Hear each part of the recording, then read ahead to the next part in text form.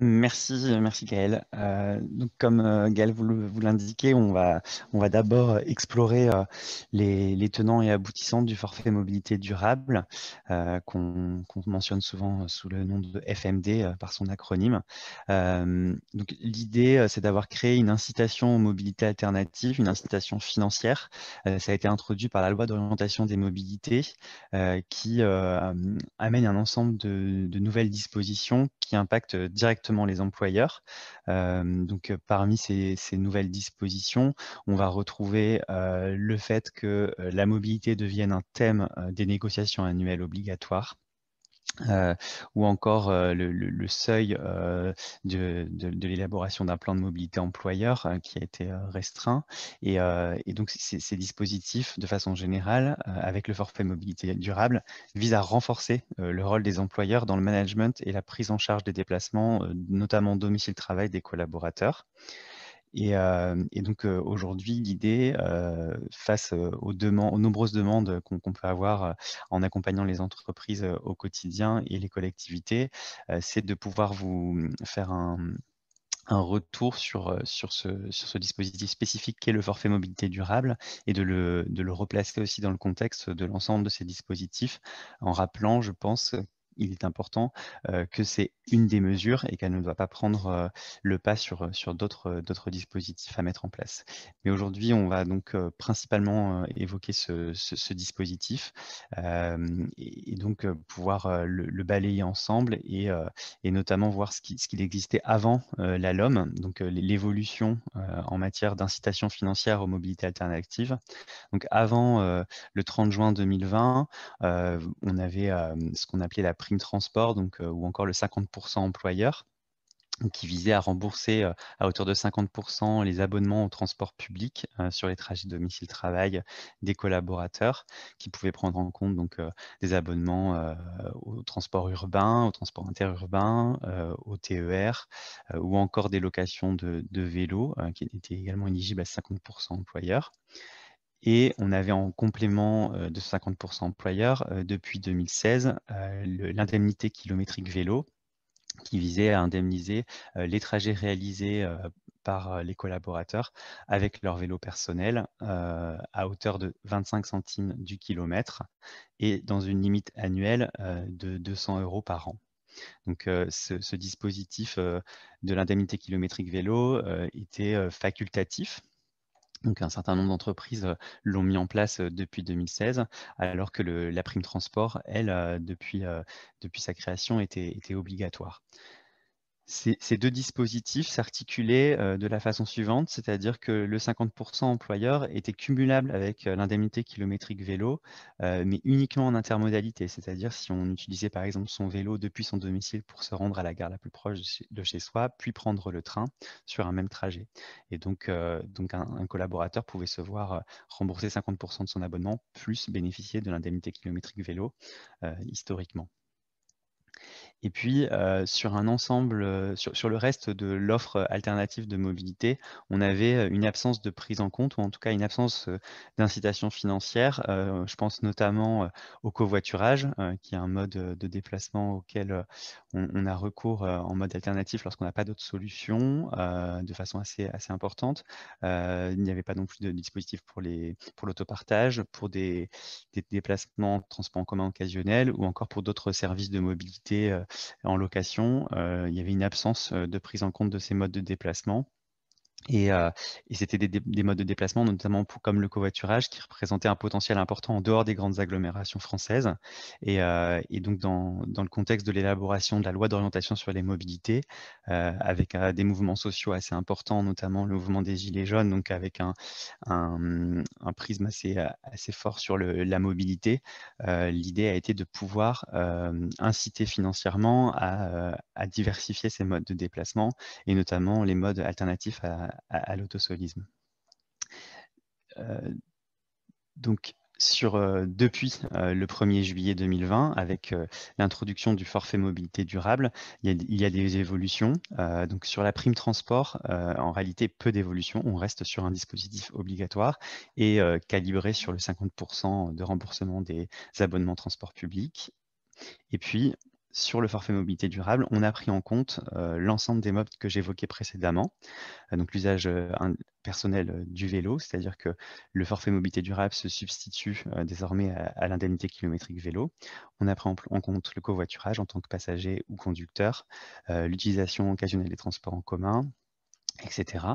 Avec des modalités un peu différentes selon que l'on soit sur le secteur public ou le secteur privé.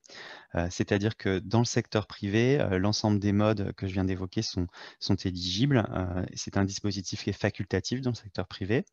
Depuis la loi de finances 2021, le plafond d'exonération est amené à 500 €. Il était initialement de 400 €. Et donc, pour le salarié et l'employeur, une simple attestation sur l'honneur du salarié suffit à justifier l'utilisation des différents modes qui sont éligibles ici au forfait mobilité durable. Pour le secteur public, l'idée, c'est de pouvoir généraliser le forfait mobilité durable, et cette fois-ci à hauteur de 200 € par an pour les collaborateurs du secteur public, avec une restriction sur les modes éligibles. On le voit ici, pour le secteur public, on a uniquement l'usage d'un vélo personnel qui est éligible et le covoiturage. Donc ça restreint le champ des mobilités alternatives éligibles au forfait mobilité durable pour le secteur public. Et avec une modalité de justification ou d'attestation différente, c'est-à-dire que dans le secteur public, l'idée a été de pouvoir prouver l'utilisation pendant au moins 100 jours sur l'année d'un de ces deux modes, donc du vélo ou du covoiturage. Et donc, une simple attestation sur l'honneur peut justifier de ces usages, notamment pour le vélo. Et puis pour le covoiturage, on peut également le compléter avec une attestation issue du registre de preuve de covoiturage si le collaborateur utilise une plateforme notamment. Et donc ça, c'est des modalités un peu différentes que celles du secteur privé. Un élément important et sur lesquels on a aussi pas mal de pédagogie à faire, c'est, je l'évoquais tout à l'heure, entre la prime transport et l'IKV, il y avait un cumul possible. Ici, sur l'abonnement, donc sur la prime transport, le 50% employeur et le forfait mobilité durable, on a en réalité pas de cumul possible dans les montants. C'est-à-dire que le forfait mobilité durable est consommé par la prime transport. Donc le collaborateur, tout ce qu'il va toucher au titre tous les montants dont il va être indemnisé au titre du 50% employeur seront déduits de cette enveloppe de 500 € par an pour le secteur privé de ce qu'il pourrait toucher pour le forfait mobilité, au titre du forfait mobilité durable.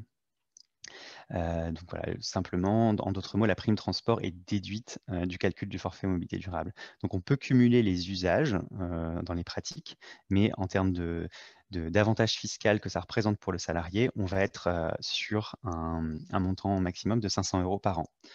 Sachant que l'entreprise peut très bien envisager de ne pas tenir compte de ce plafond d'exonération, d'imaginer un forfait mobilité durable qui soit supérieur à 500 €. Cependant, il ne sera pas défiscalisé, il sera soumis aux charges, voilà, aux charges tout simplement. Pour le secteur public, par contre, on a des modalités d'application un peu différentes et une articulation différente entre la prime transport et le forfait mobilité durable. En fait, le cumul, là, n'est tout simplement pas permis.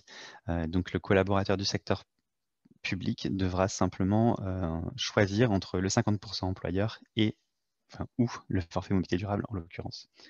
Donc, on n'a pas de cumul possible dans le secteur public. Donc, pour les employeurs du secteur privé, notamment en lien avec ce cumul, pour illustrer un peu ça, j'ai remis ici cette phrase qui indique que l'avantage fiscal résultant des deux aides, donc 50% employeur et forfait mobilité durable, est limité au montant de 500 € par an et par salarié, donc ça depuis la loi de finances 2021. Et donc on a mis un exemple, donc par exemple pour un salarié qui habiterait la métropole rennaise, donc avec un abonnement Star, c'est le nom de l'abonnement sur Rennes, de 12 mois. Au titre de la prime transport, on va lui rembourser 50% des 529 € que représente le montant de l'abonnement, ce qui va représenter 264 € à l'année. Et donc pour le forfait mobilité durable, Sur le calibrage de 400 € par an qui était prévu initialement en 2020, il lui restait 135 € qu'il pouvait utiliser, ou en tout cas être indemnisé à hauteur de 135 € pour des trajets alternatifs sur les modes éligibles au forfait mobilité durable.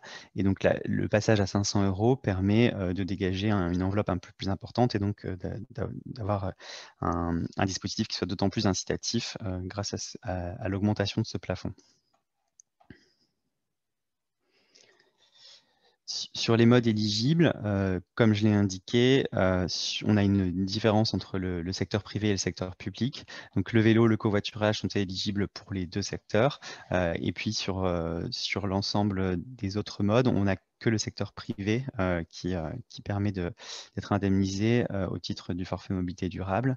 Donc notamment via l'utilisation d'engins de déplacement personnel en location ou en libre service.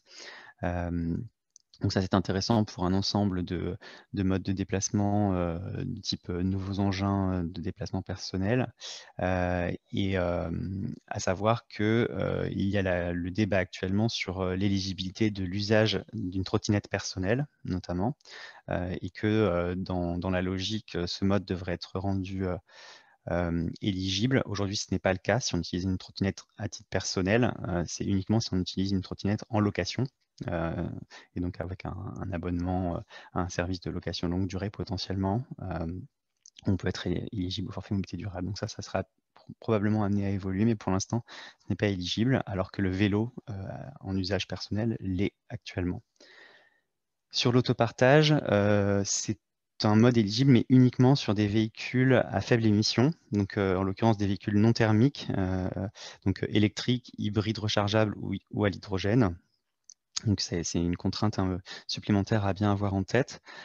Tous les systèmes d'autopartage ne sont pas forcément éligibles de ce fait. Et puis sur le transport public occasionnel, on se situe bien sur tout ce qui va être hors abonnement, puisque les abonnements sont pris en charge par la prime transport, donc le 50% employeur. Et ça ne change pas par rapport à ce qui existait précédemment. Donc, ce qui est intéressant, c'est justement par rendre éligibles les transports publics occasionnels permet à un salarié de pouvoir tester aussi en transport en commun son trajet domicile-travail et de potentiellement l'encourager ensuite à pérenniser ce choix dans ses trajets domicile-travail. Donc ça, c'est un élément intéressant sur le sujet. En termes de redevabilité, pour le salarié autant que pour l'employeur, on trouvait intéressant et important aussi de refaire un focus là-dessus, parce qu'on a beaucoup de questionnements sur les entreprises qu'on accompagne, qui se posent beaucoup de questions sur comment elles vont pouvoir gérer ça et comment on arrive à contrôler en fait la réelle utilisation des différents modes de déplacement éligibles. Et donc nous, on trouve assez important de rappeler que la seule redevabilité en soi pour le salarié, c'est de pouvoir, selon une périodicité au moins annuelle, de pouvoir attester sur l'honneur de l'utilisation des modes. Et donc ça c'est un élément important, que ce soit sur l'honneur, c'est-à-dire qu'une simple déclaration suffit. Il n'y a pas forcément besoin d'avoir un ensemble de justificatifs plus conséquents. Et ça, pour nous, c'est un vrai frein qui peut être levé par rapport aux croyances qu'on peut avoir, étant donné qu'on a pas mal parlé de registres, de preuves de covoiturage notamment, mais ça c'est plutôt en lien avec le secteur public où on évoquait ce dispositif. C'est possible, l'employeur peut très bien le demander à son salarié, mais en soi, c'est pas la loi ne l'y oblige pas. Donc il y a quand même certains freins qui peuvent être levés à ce sujet, et vous verrez dans notre retour d'expérience que le dispositif qu'on a mis en place chez Indigo en termes d'attestation sur l'honneur et la façon dont on contrôle en fait nos réels usages, on a essayé de faire en sorte de mettre un dispositif le plus simple et le plus facile à gérer pour tout le monde. Et on a notamment pu bénéficier de notre expérience en matière d'indemnité kilométrique vélo, étant donné qu'on avait mis en place ce dispositif précédemment. Donc c'est vrai que quand on avait déjà envisagé ce contrôle en lien avec l'IKV, on avait déjà de l'expérience sur le sujet. Donc ça, c'est toujours un plus. Donc les justificatifs à fournir par l'employé, en gros pour l'ensemble des modes, c'est une simple attestation, déclaration sur l'honneur de la pratique, qui peut prendre différentes formes. Et puis pour l'achat, l'utilisation d'un service ou d'un abonnement à un service, une simple facture peut suffire également à attester de l'utilisation de ce service. Et puis enfin, le fameux registre de preuves de covoiturage qui peut être envisagé également en termes de covoiturage, mais encore une fois, ce n'est pas du tout une obligation, la simple attestation sur l'honneur suffit. À partir de là, selon nous, on a encore pas mal en tant qu'employeur d'arbitrage à effectuer sur comment quelles vont être les modalités de mise en place du forfait mobilité durable au sein de notre organisation, notamment les modalités de calcul du forfait mobilité durable. On l'a vu, ça peut être forfaitaire ou à l'usage. Je pense notamment dans le secteur public, on a vu qu'il y avait l'idée d'une utilisation au moins 100 jours par an, par exemple, d'un mode. Et donc ça, c'est plutôt à l'usage. Mais ça peut très bien être un calcul forfaitaire à partir du moment où le salarié déclare utiliser tous les mois un vélo pour se rendre sur son lieu de travail, par exemple, il pourrait être éligible au forfait. Le versement, est-ce qu'on peut le faire mensuellement ou annuellement? En l'occurrence, vous verrez, nous, chez Indigo, pour le forfait mobilité durable, on le fait annuellement. Et après, l'idée de passer sous forme de titre mobilité ou non, sachant que ce fameux titre mobilité, aujourd'hui, à ma connaissance, on n'a pas beaucoup plus d'informations. Il n'y a pas de décret, à ma connaissance, qui est paru sur le sujet. Donc, nous, on a écarté cette possibilité chez Indigo. Mon collègue Guillaume vous en parlera après dans notre tour d'expérience. Et donc, ce qu'on retient, c'est que les modalités de contrôle et de prise en compte sont les plus décisives sur l'ensemble des arbitrages qu'on va devoir effectuer. Donc, on a essayé de lister ici les arbitrages, les différents éléments d'arbitrage en termes de contrôle. Est-ce que on va être sur du déclaratif ou de l'attestation d'usage? Et donc, passer notamment sur l'attestation d'usage permet de lever certains freins, alors que le déclaratif engendre un certain nombre de démarches administratives conséquentes pour la prise en compte des usages pour l'employeur. Donc la prise en compte forfaitaire ou à l'usage que j'évoquais tout à l'heure, le versement annuel ou mensuel, le plafond, est-ce qu'on reste sur un plafond standard, c'est-à-dire, j'entends par là, de rester sur l'idée des 500 € défiscalisés, ou alors de pouvoir indemniser au titre du forfait mobilité durable à un montant qui peut être supérieur ou inférieur à ce plafond de défiscalisation. Et le format aussi. Donc, est-ce que c'est une indemnité qui est directement versée aux collaborateurs ou est-ce qu'on va se placer sur quelque chose comme un titre de mobilité? Donc ça, c'est un ensemble de questions qu'on est amené à se poser lorsqu'on veut mettre en place le forfait mobilité durable et c'est à chaque organisation de trouver en effet les modalités qui soient les plus adaptées à, à l'organisation du travail et des services au sein de la structure. Sachant que il y a un élément important aussi, même si aujourd'hui c'est assez peu cadré et je pense qu'il y a assez peu de décisions sur le sujet, le montant et les modalités et critères d'attribution peuvent être aussi déterminés par accord d'entreprise ou accord inter-entreprise. Je pense qu'il y a assez peu de décisions en la matière actuellement, mais l'employeur peut aussi décider de la prise en charge de façon unilatérale du forfait mobilité durable après consultation du comité social et économique de son entreprise. Et donc, c'est notamment ce qu'on a fait chez Indigo en l'occurrence. Je reviens sur la prise en compte en matière de forfait ou d'usage. On peut en fait, quand on prend l'option d'indemniser à l'usage, on peut très bien avoir trois logiques différentes. Donc, il y a une logique, la première, qui est la logique kilométrique. Je reprends l'exemple de l'indemnité kilométrique vélo qu'on mentionnait tout à l'heure. L'idée, c'était d'indemniser à hauteur de 25 centimes du kilomètre. Et donc, on peut très bien reprendre cette logique d'usage. Vous verrez, c'est ce qu'on a fait chez Indigo sur le vélo notamment. Ensuite, il y a une logique de trajet potentiellement. Et donc, nous, par exemple, pour le covoiturage, c'est ce qu'on a fait également. Donc, on a indemnisé un montant par trajet.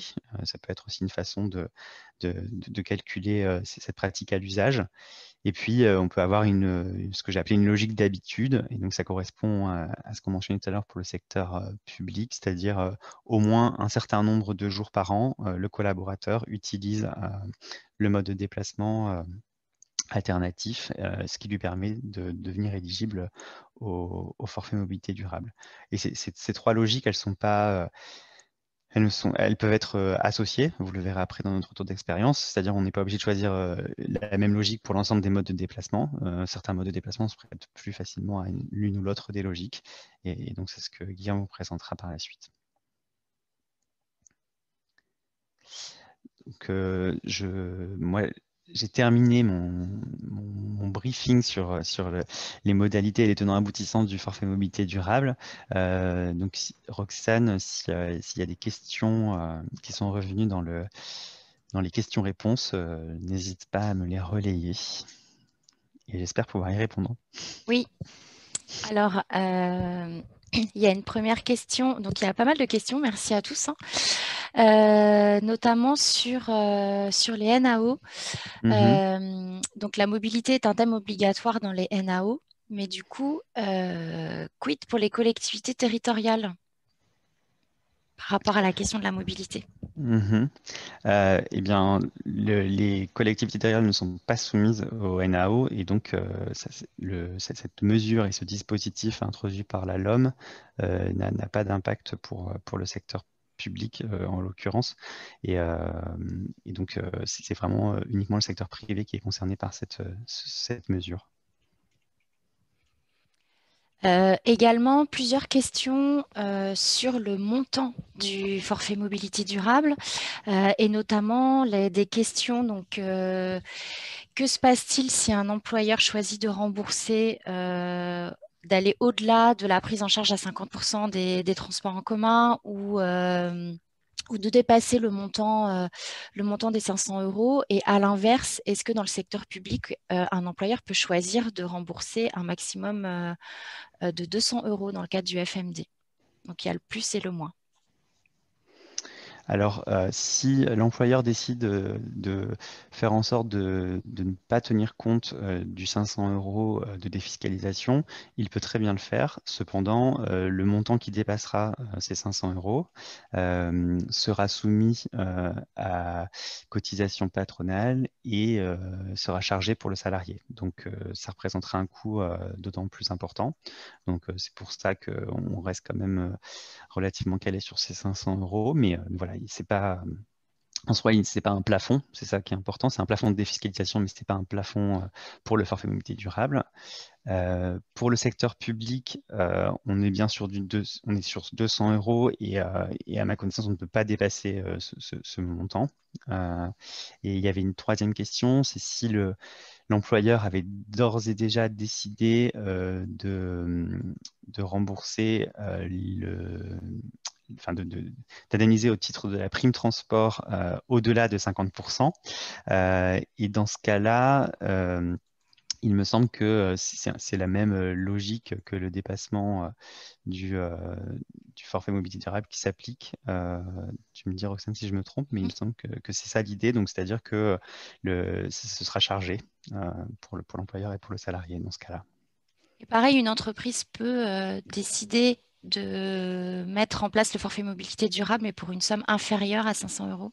Oui, c'est important aussi de le rappeler, c'est-à-dire que le plafond de défiscalisation n'est pas le plafond, ou en tout cas le montant obligatoire du forfait mobilité durable. Et si une entreprise veut expérimenter notamment le forfait mobilité durable pendant une année et voir comment ça s'organise, elle peut très bien aussi décider de monter en charge progressivement sur le montant du forfait mobilité durable, ce qui peut aussi être un frein à lever, notamment en termes de potentiellement pour une entreprise le coût que ça peut représenter. Donc ça, c'est aussi un élément intéressant de pouvoir être flexible sur le sujet. Ouais. Et pareil, au niveau des modes alternatifs, pourquoi la marche n'est pas éligible au forfait mobilité durable? Hmm. Alors ça c'est en tant que bureau d'études et en tant qu'accompagnateur des entreprises et des organisations sur le sujet, on ne peut que déplorer ça, le fait que la marche ne soit pas éligible parce que pour nous c'est un mode de déplacement qui peut tout à fait trouver sa place pour les trajets domicile-travail. J'ai pas de plus d'explications que ça sur le sujet. Euh, et d'ailleurs, on plaide pour que ce soit éligible, notamment dans le cadre de la PCC. Hein. Donc, on a un groupe de travail sur la mobilité en tant que bureau d'études, donc un groupement de bureaux d'études qui travaille sur ces sujets-là. Et donc, on a notamment écrit une note du positionnement du métier sur le sujet où on plaidait pour que la marche soit rendue éligible, mais j'ai pas plus d'explications en tout cas sur le fait que ça n'ait pas été rendu éligible jusque-là. On peut dire que c'est le choix du législateur pour Oui, l'instant. c'est du fait le choix du législateur, exactement. Très bien. Du coup, pareil, toujours sur les modes éligibles. Donc, quand tu parlais du vélo et du vélo à assistance électrique, est-ce que cela concerne uniquement les vélos personnels ou est-ce que la location est également prise en compte? Alors, les vélos personnels sont pris en compte, comme vous l'avez bien compris. Et en termes de location, c'est éligible également. Donc, je pense, vous imaginez sûrement la location longue durée en matière de vélo, mais ça peut aussi être du vélo en libre service. Ces dispositifs et ces abonnements sont pris en charge tout à fait. Donc, je pense que je peux revenir sur la slide peut-être des modes éligibles. Voilà. Donc, si on fait l'usage du vélo à titre personnel, donc vélo ou vélo assistance électrique, c'est cette ligne qui est concernée. Et si on est dans un dispositif de location où on loue en longue durée un vélo ou même en courte durée d'ailleurs, c'est plutôt du coup les engins de déplacement personnel en location ou en libre service qui sont éligibles, mais dans tous les cas, les deux modes sont bien éligibles. Et pareil, au niveau, donc plusieurs questions sur la preuve à apporter. Mhm. Alors, il y en a deux. Donc, il y a une personne qui demande si elle déclare, par exemple, une fois sur l'honneur avoir utilisé son forfait mobilité durable pour du domicile-travail. Est-ce que l'employeur est protégé avec cette attestation en cas de contrôle URSSAF? C'est une très bonne question et en l'occurrence, oui, je dirais oui, dans le sens où c'est bien précisé dans la loi que l'employeur, la redevabilité de l'employeur est simplement de se faire, d'avoir une attestation sur l'honneur au moins annuelle du salarié de l'utilisation d'un mode alternatif sur ces trajets domicile-travail. Donc, la responsabilité est bien du côté du salarié de faire une attestation qui soit en bonne et due forme et qui corresponde bien à des usages, donc à ces usages. Donc, en effet, l'employeur est couvert à partir du moment où il a pu se procurer une attestation du salarié. Toujours dans la continuité, et ça sera la dernière question pour l'instant, est-ce qu'une entreprise peut privilégier, voire imposer le principe d'une preuve, donc par exemple sur un versement, sur un usage effectif du covoiturage qui peut être fourni par une plateforme, donc toujours passer ça dans le cadre des NAO, hein, donc imposer la preuve et non pas l'attestation sur l'honneur. L'entreprise reste en fait libre en termes d'application du forfait mobilité durable et donc elle peut très bien imposer aux salariés, notamment pour la pratique du covoiturage, de pouvoir fournir une preuve spécifique sur l'utilisation du service en l'occurrence. Donc en effet, l'entreprise peut imposer à ses salariés cette modalité. Merci Marty. Merci à toi Roxane et merci à vous pour vos questions. Je vais passer la parole à Guillaume qui va vous parler un petit peu justement des modalités d'application qu'on a mises en place chez Indigo concernant le forfait mobilité durable. Très bien. Vous m'entendez? Yes. Oui, ça marche. Très bien. Bonjour à tous. Moi, je viens témoigner en tant que directeur du département mobilité d'Indigo. Donc, on a été à la fois proactif dans la mise en œuvre et puis en même temps, je vous fais un témoignage en tant que manager de ce genre de démarche. C'est moi, j'ai le contrôle, pardon. Je viens de te donner le contrôle. Oui, merci. Alors, ça avance pas. Si, ça y est. Bon, Indigo en un clin d'œil, juste pour faire très vite, mais on est une société, donc un cabinet de conseil spécialisé dans le développement durable, donc évidemment intéressé par toutes ces thématiques de transition énergétique. 210 collaborateurs, à peu près 16 millions de chiffres d'affaires. On est répartis dans toute la France. Avec des sites, et ça ce sera intéressant dans le témoignage, j'y reviendrai, mais donc une agence à Paris, notre siège principal à Chambéry où on a près de 80 collaborateurs, et après des implantations et à Marseille, Toulouse, Nancy et Nantes, et puis pas mal d'espaces de coworking, Montpellier, Nîmes, Lyon, Dijon, et des télétravailleurs un peu partout. Alors avant la crise sanitaire, mais aussi des télétravailleurs un peu partout. Donc ce qui est intéressant, c'est de voir comment aussi le forfait mobilité durable répond aux besoins de ces différentes catégories de salariés. Donc une vraie volonté d'essayer d'inventer une entreprise qui respecte et le salarié et l'environnement. Donc on essaie d'être assez bon en bien-être au travail, on a une vraie vigilance à notre empreinte carbone, où on veille à essayer de la faire descendre, et puis on compense une partie de notre empreinte CO2. J'avance, donc oui, voilà. 2002, on a mis en place notre premier plan de mobilité. On dégrossissait, c'était les premiers plans de mobilité à l'époque, très techniques, très orientés techniques, très peu orientés accompagnement du changement. On n'a pas échappé à la règle. On s'est beaucoup focalisé sur l'accessibilité, sur les solutions de transport collectif, les solutions alternatives. On parlait peu de covoiturage à l'époque. C'était assez faible. Alors je vous dis, à l'époque, j'y étais pas. Je suis arrivé à Indigo en 2004, mais voilà, c'était quand même comme ça. 2008, on a généralisé, enfin la loi a généralisé la prise en charge des frais de transport.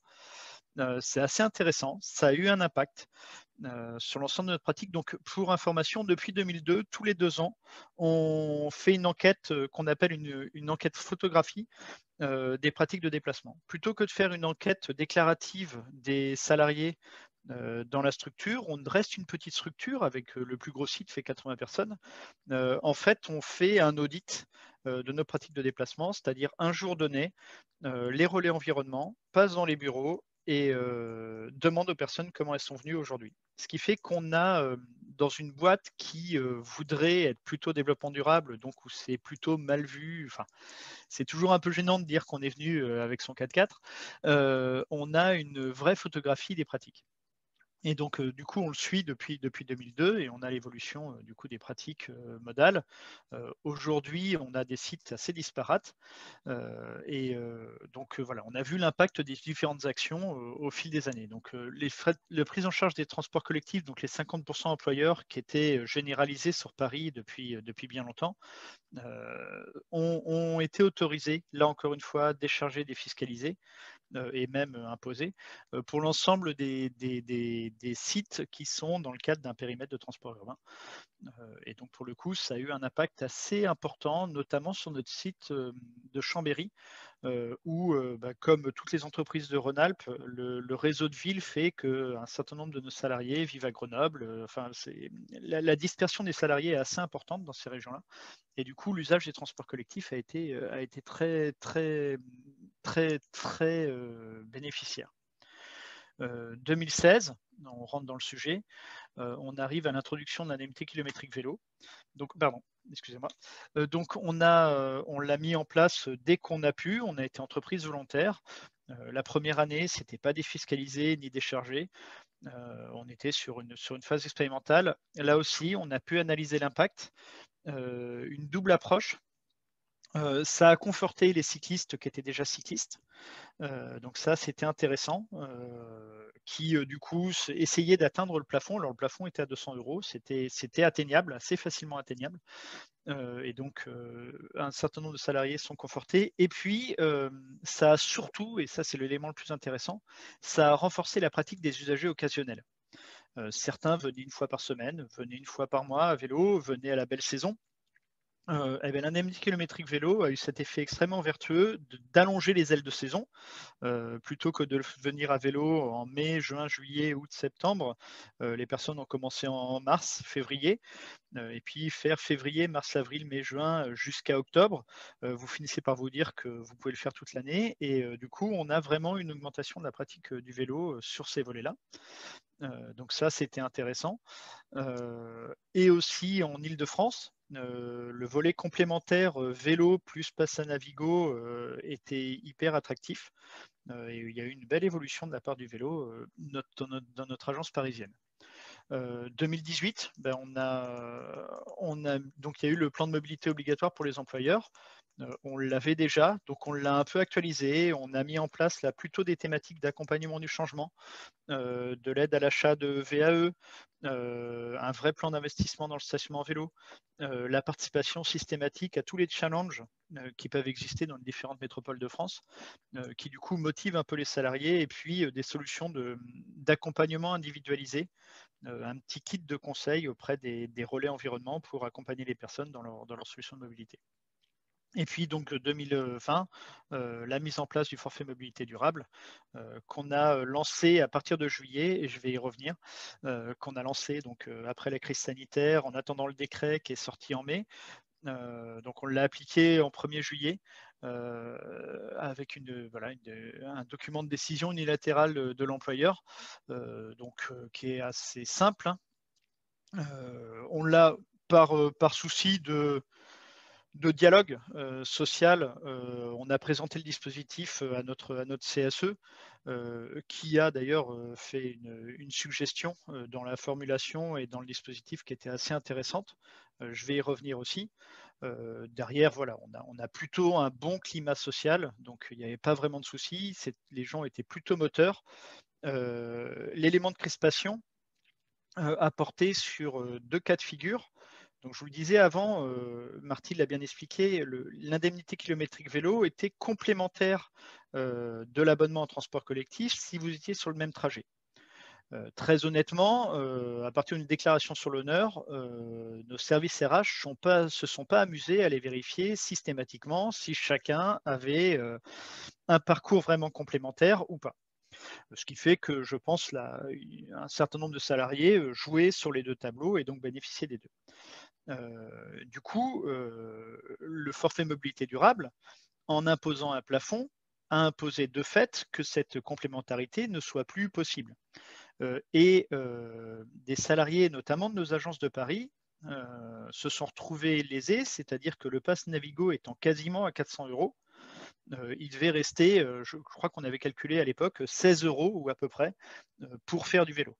Donc d'une pratique alternative où ils alternaient vélo, métro en fonction de leur horaire d'arrivée, des trajets qu'ils auraient en plus, de leur chargement, ils sont passés à une bascule comme autrefois, comme avant 2016, avec une solution où ils ne pouvaient que prendre les transports collectifs. Le passage à 500 € a un peu apaisé les tensions là-dessus.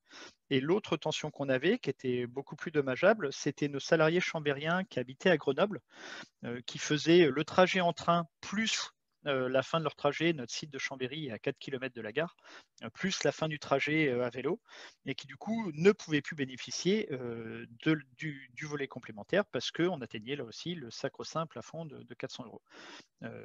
Eux aussi, le fait d'être passé à 500 € nous a apporté un peu de souplesse.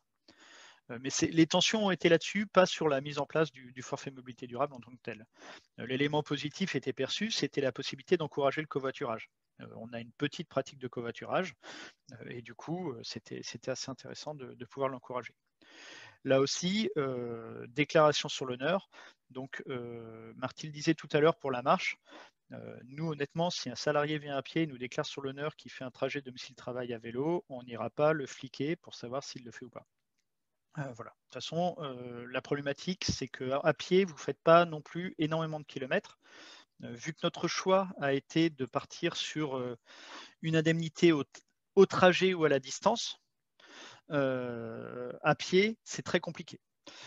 Pour toucher 500 €, il faut faire 1000 km par an. Donc, faut y aller à raison de 200 jours de travail par an. Ça commence à faire un joli trajet à pied pour venir sur le site. Donc on a essayé de mettre en place une solution qui permettait grosso modo de faire 50% de ces trajets en mobilité alternative. C'est-à-dire qu'avec 1,50 € de trajet de covoiturage ou de transport collectif occasionnel, je peux atteindre, alors c'était les 400 €, le mode de calcul était sur 400, je peux atteindre le plafond en faisant la moitié de mes jours de travail à peu près en covoiturage ou en TC occasionnel. La même chose sur le vélo, je suis à peu près sur un trajet de 3 à 4 km pour la moitié de l'année pour réussir à atteindre le plafond. C'était la logique de dire on encourage la pratique, on n'impose pas une pratique tous les jours. Dans les faits, ce qui est intéressant, là, je vous le disais avec le CSE, c'est TC occasionnel, c'est-à-dire qu'on avait oublié, on avait fait le covoiturage, on avait mis évidemment les solutions d'autopartage et autres parce que c'est dans le décret, et on avait oublié la pratique justement de nos collègues parisiens qui était de dire finalement, je me rends compte qu'aujourd'hui, je fais 90% de mes trajets à vélo pour venir au travail. Il existe aujourd'hui sur Paris le pass Navigo Plus qui permet d'être en post-paiement, c'est-à-dire vous ne payez que ce que vous faites. Et en gros, plutôt que de demander à mon employeur les 50% de remboursement du pass Navigo et pas d'année de forfait mobilité durable, je vais prendre le forfait mobilité durable à vélo et exceptionnellement, je me ferai rembourser mes trajets en transport collectif quand j'en aurai. Et du coup, on avait oublié voilà, ce montant TC occasionnel qui est donc remboursé à hauteur de 1,50 € qui permet là aussi de financer le trajet. Notre contrôle est simple. Il est dit social, c'est-à-dire qu'il est basé sur la confiance. Les salariés déclarent 2 fois en fait leur trajet, à la fois sur un panneau à l'accueil du site, au vu de tous, donc où ils complètent quotidiennement leur trajet. Alixia a fait le premier X kilomètres ou X trajet, et voilà, donc c'est un contrôle collectif. Et deuxième volet, dans leur note de frais, les salariés déclarent leur trajet mensuellement ou à l'année. Enfin, en tout cas, doivent une fois par an, à minima, déclarer leur trajet. Et c'est cet élément-là qui fait foi par rapport au calcul de l'indemnité. L'idée du contrôle collectif, c'est avant tout de mettre la pression sans avoir besoin de trop se prendre la tête. Et si vraiment doit y avoir un contrôle, on a un déclaratif contradictoire. Et on est resté là-dessus. Très honnêtement, en 3 ans, on n'a jamais contrôlé quoi que ce soit. Il n'y a jamais eu de débordement. Le plafond étant en plus fixé à l'époque à 200 € et maintenant à 500, même un déportement est vite canalisé. Voilà. Ça va pas dégénérer. Donc voilà le modalité de contrôle sur la note de frais. Les personnes, vous voyez, saisissent la période, saisissent le trajet domicile-travail et rentrent les différents éléments pour déclarer leur trajet. Ça, c'était les éléments de communication qu'on avait fait autour du projet. Donc on était sur 400 € à l'époque, on a juste fait une simple com sur les 500 €. Alors du coup, on a fait ça depuis juillet 2020. On a essayé du coup de faire fonctionner ces éléments. Nous, on paye, alors je vous donne les éléments là du coup plus pratico-pratiques. En début d'année, on est passé à 500 € du coup pour avancer. On fait une déclaration donc en fin d'année pour 2 raisons. D'abord parce que les saisies de notes de frais ne sont pas systématiques et donc on ne voulait pas contraindre à la saisie de fonds de notes de frais mensuelles, mieux vaut payer une fois par an.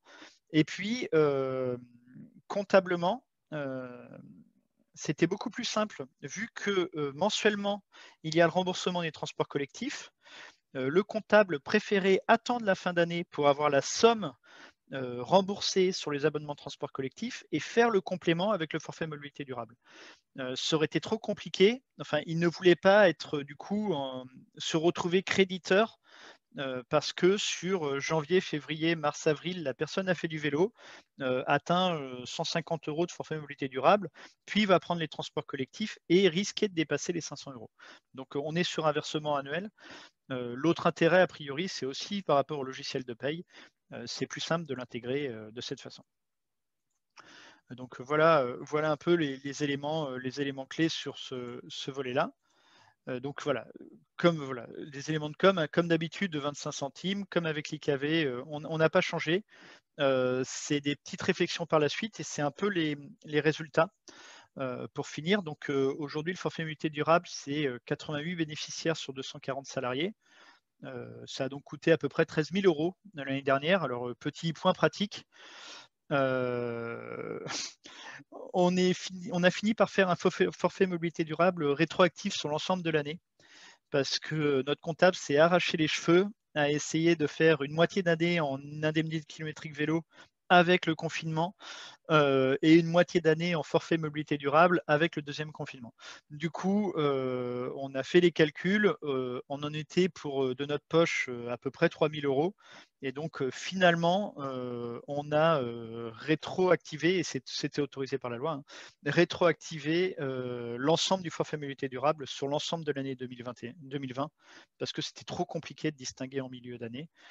C'est pas très compliqué à mettre en place, et éventuellement, si vous le faites aussi, on vous conseille de fonctionner par année comptable. C'est quand même beaucoup plus simple à gérer. Donc, grande satisfaction des covoitureurs, vous pensez bien. Pour le coup, avant, ils n'avaient rien, ils covoituraient évidemment d'eux-mêmes. De constat et en off, je ne crois pas qu'on ait eu de nouveaux covoitureurs pour le coup. Alors, le contexte n'aide pas. On a basculé, évidemment, on est une société de conseil, donc on est principalement en télétravail encore. Donc, le covoiturage est vraiment très compliqué à organiser en ce moment. Bons échos de la part des cyclistes. Il y a des bonnes dynamiques d'échange autour de ces sujets-là. Ça permet de convaincre. On a quelques collègues qui ont basculé sur de l'acquisition de vélos à assistance électrique parce qu'il y avait le forfait mobilité durable à raison de 500 €. La frustration donc, des salariés franciliens, je vous en ai parlé. Ça, c'était l'élément important. Et donc, pour les suites, nos services RH sont plutôt réticents à basculer sur le montant de 500 €. Alors, évidemment, parce que derrière, il n'y a plus d'exonération, et donc, dans les sociétés privées, mine de rien, les charges patronales et les charges salariales, plus la fiscalisation, on est quasiment à un x2, hein. Donc 100 € de plus en font en fait 200 en coût, donc faut pas, voilà, c'est pas négligeable, mais pas que. Les deux raisons invoquées sont, le premier point, c'est derrière que ça crée quand même une belle usine à gaz pour quelques centaines d'euros de plus. Deuxième point, c'est que du coup, il n'y a plus de plafond, et donc le contrôle peut devenir justifiable. L'intérêt d'un plafond à 500 €, c'est qu'on ne prend pas un gros risque financier. Si on devait dépasser, il faudrait peut-être essayer de contrôler. Et puis, dernier élément, il y a des tas d'effets de seuil dans les feuilles de salaire, et par moment, 500 € peuvent faire basculer une personne, et du coup, se retrouver plus chargé que, enfin, payer presque plus de charges que les 500 € que le complément qu'elle toucherait. Par contre, on envisage d'essayer d'être un peu plus incitatif pour encourager la pratique occasionnelle. Là, je vous le disais, globalement, il faut pratiquer la moitié de l'année à peu près pour toucher le plafond. On voudrait descendre à un tiers pour encourager la pratique, quitte à ce qu'il y ait plus de personnes qui touchent le plafond. Et donc, la solution là-dessus, c'est d'augmenter l'indemnité kilométrique en fonctionnant à 50 centimes, en augmentant l'indemnité covoiturage, par exemple, à 2 € ou à 3 € pour réussir à convertir et à encourager la pratique. C'est un mode de calcul qu'on voudrait pouvoir faire, notamment aussi parce qu'on pressent que le télétravail va perdurer dans notre structure. Le pli est un peu pris, et que du coup, en télétravaillant 2 jours par semaine, le plafond va être inatteignable en fait, même si la personne vient tous les jours en transport alternatif. Donc voilà, donc c'est des éléments sur lesquels on réfléchit. Un point d'arbitrage que je n'ai pas mentionné dans la présentation, on est passé, nous, on a voulu encourager la pratique. Donc on est passé sur un déclaratif de trajet plutôt que sur un forfait, parce que ça nous a semblé important que les personnes soient récompensées de l'effort. C'est difficile au quotidien, et les mauvaises habitudes se reprennent vite, de faire du vélo, de refaire du covoiturage, et donc on veut absolument encourager le fait que la personne soit récompensée à chaque fois, et pas sur un forfait avec un déclaratif à l'année. Ça crée pas, vu notre système de contrôle, c'est pas très très compliqué à mettre en œuvre. Et puis oui, voilà, comme disait Marty, voilà, on milite pour que la marche devienne éligible. Pour nous, ça n'a pas un gros impact financier. C'est sûr qu'en termes de report modal, on ne va certainement pas gagner des centaines de salariés qui vont venir à pied, mais C'est pour la beauté du geste et ça nous semble important que ce mode de déplacement qui est souvent en fait négligé et qui est pourtant absolument indispensable dans la ville soit aussi valorisé. Voilà. Je suis prêt à répondre à vos questions s'il y en a. J'espère que j'ai été Oui, il y clair. en a. Alors, par rapport justement à la question des preuves, est-ce que, par exemple, répondre à un questionnaire Forms annuellement, ça peut servir de preuve, enfin d'attestation sur l'honneur? Oui. En puissance, il n'y a rien. Nous, en fait, on n'a pas d'attestation sur l'honneur, si vous voulez le prendre comme ça. On a juste une déclaration sur notre excusez-moi, notre note de frais qui vaut un formulaire Forms. Hein, c'est pas Forms, mais c'est exactement la même chose. Donc oui, ça peut être une déclaration sur l'honneur, tout à fait. Et pareil, toujours sur l'attestation sur l'honneur, est-ce qu'un engagement par avance, donc de pratiquer le vélo, le covoiturage, peut être admis comme une attestation sur l'honneur? Alors, j'ai découvert une expérimentation auprès d'une collectivité qui l'a fait. C'est-à-dire qu'ils avaient validé des personnes qui s'engageaient contractuellement, par exemple, à faire 80 parcours à vélo pour toucher le forfait mobilité durable. Alors, le forfait mobilité durable était en post-paiement, hein. C'est-à-dire la personne n'avait pas une avance de frais, hein, soyons bien clairs. Il fallait qu'elle fasse l'engagement pour le faire. Et ils ont été assez surpris parce que évidemment, on s'est retrouvé encore une fois dans la situation sanitaire un peu complexe en 2020. Et oui, une dizaine de salariés ont finalement répondu qu'ils n'avaient pas atteint l'engagement et donc qu'ils renonçaient au forfait mobilité durable. Donc c'est possible. Je pense, vu les montants en jeu, il ne faut pas avoir peur de faire confiance en fait. On est en train de parler de 500 € au grand maximum. C'est voilà, il y a évidemment certainement des personnes, même chez nous, qui déclarent plus de trajets qu'ils n'en font réellement. Maintenant, n'hésitez pas à faire du contrôle passif, c'est-à-dire du contrôle social. Ça permet d'éviter quand même des éléments. Un élément clé qu'a demandé la DRH, et je reviens un peu sur ce que je disais avant sur la déclaration sur l'honneur, les notes de frais, tous ces éléments-là sont en contrôle tacite du manager.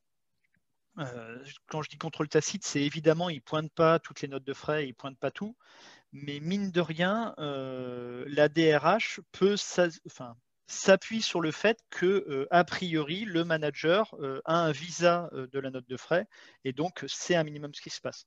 Donc, on le sait, enfin, normalement, quand vous êtes manager, vous savez à peu près comment viennent les équipes, et donc vous voyez éventuellement les dérives. Voilà. Une petite question sur le titre de mobilité.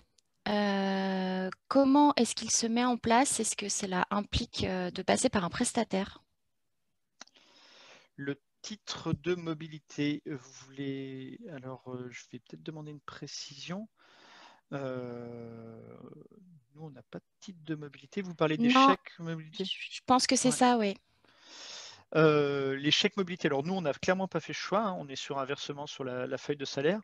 A priori, si vous rentrez sur un système de chèque transport, il faudra certainement passer par un prestataire parce que je ne pense pas qu'un quelconque commerçant ou relais puisse accepter un chèque papier. Donc, c'est nécessairement. Je sais que Enderud et Ticket Restaurant partent pour faire des chèques transport. Mais oui, dans ces cas-là, il faut passer par un prestataire a priori.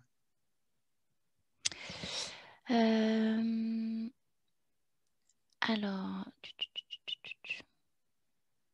alors pareil, il y a eu pas mal de personnes qui demandaient si la présentation serait partagée, enfin serait Oui. disponible. Oui, je pense. Et pareil, Oui, tout à fait. alors, Hein, pour la présentation, pardon, Roxane, je fais juste une oui, parenthèse. Elle vous sera communiquée par mail en même temps que le replay, donc vous recevrez tous la présentation. au niveau de, pareil, du montant du forfait mobilité durable, est-ce que l'aide à l'achat d'un vélo à assistance électrique consomme le forfait mobilité durable? Alors, Indigo, non. Nous, on l'a mis à côté. C'est en complément. C'est une fois et on pense qu'on passe entre les gouttes. Et pareil, alors comment le forfait mobilité durable vous aide à calculer votre empreinte carbone collaborateur? Alors, c'est pour ça en fait que la note de frais est très pratique. C'est que du coup, on a l'ensemble des kilomètres déclarés. Donc, on reprend l'ensemble de ces éléments en considérant que c'est exhaustif. De toute façon, voilà, c'est toujours très compliqué d'avoir la vraie part modale du vélo et du covoiturage. Mais là, voilà, on a mine de rien une donnée covoiturage déclarative à l'année et une donnée vélo déclarative à l'année. Donc on a ces deux éléments et du coup on a aussi les transports collectifs via les abonnements transports collectifs. Donc on considère par défaut que tout le reste c'est de la voiture. Et ça nous permet du coup de recomposer notre bilan GES sur les déplacements du site travail. De manière un peu plus précise, avant, c'est ce que je vous disais, hein, donc on fait des enquêtes photographie tous les 2 ans. Avant, on utilisait ce volet-là pour avoir un calcul de l'empreinte carbone. Donc c'est un peu plus précis qu'avant. Et enfin, le forfait mobilité passe-t-il en paye ou en frais de déplacement? En paye. C'est une paye. C'est pour ça il est potentiellement chargé. Donc c'est une paye. C'est un élément de la paye qui rentre vraiment dans la feuille de salaire au niveau de la paye. Et tant qu'on n'atteint pas le plafond, on n'est pas chargé. Donc c'est au même titre que les tickets resto, que tous les éléments comme ça. Écoutez, il ne me reste plus qu'à vous remercier. Merci d'avoir participé à ce webinaire. On en aura d'autres qui vont venir. On en a un par mois, donc restez connectés. Merci à tous.